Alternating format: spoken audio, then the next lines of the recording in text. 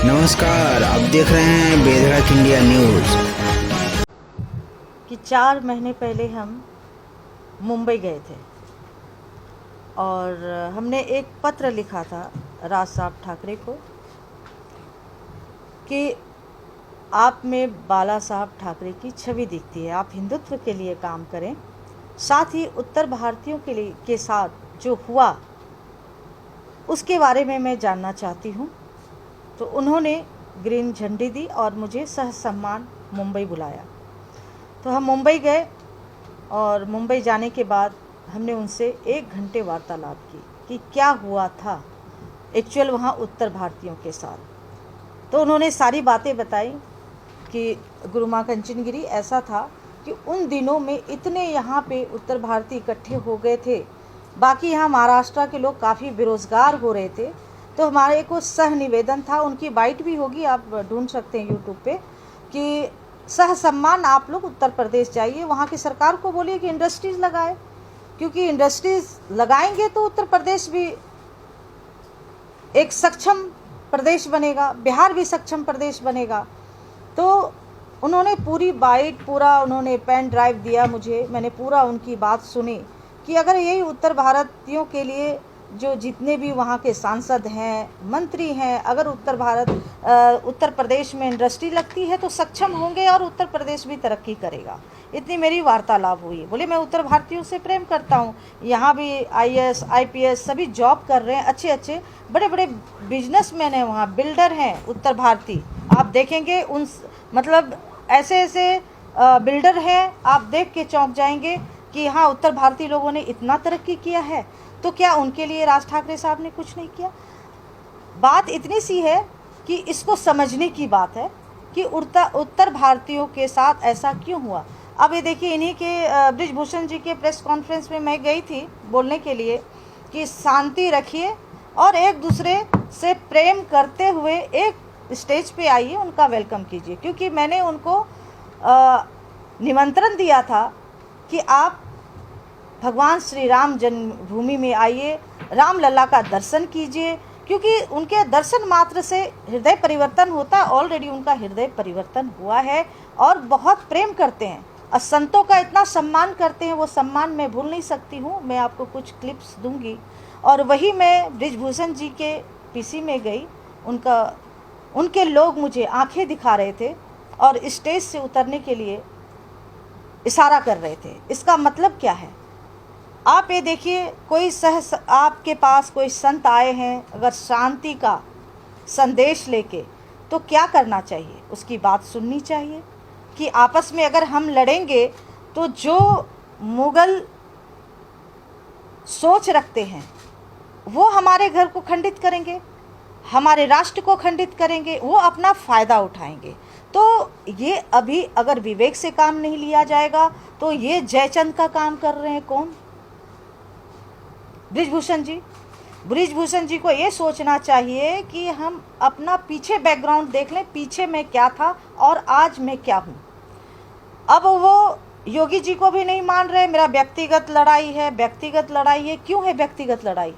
आप किसी को राम जी के दर्शन से नहीं रोक सकते, वो राम भक्त हैं। आप देखिए, मैं उनका बहुत बहुत साधुवाद देती हूँ कि उन्होंने माइक के लिए आवाज़ उठाई। अजान जब होती है, आप देखिएगा मुंबई में बहुत सारे मुस्लिम लोग रहते हैं और चारों तरफ से जब अजान की आवाज़ आती है सुबह शाम, आपको रहना मुश्किल हो जाएगा। तो मंदिरों पे माइक क्यों उतारा गया, ये बताइए।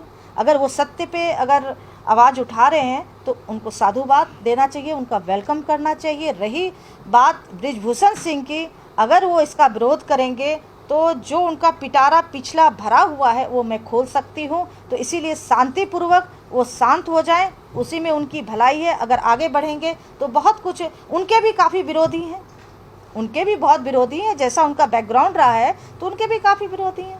जैसे मैं PC से बाहर निकली, आप यकीन नहीं कीजिएगा, बाहर मुझे लोग कह रहे हैं, सरेआम कह रहे हैं कि आप इनके बैकग्राउंड जानते हैं क्या?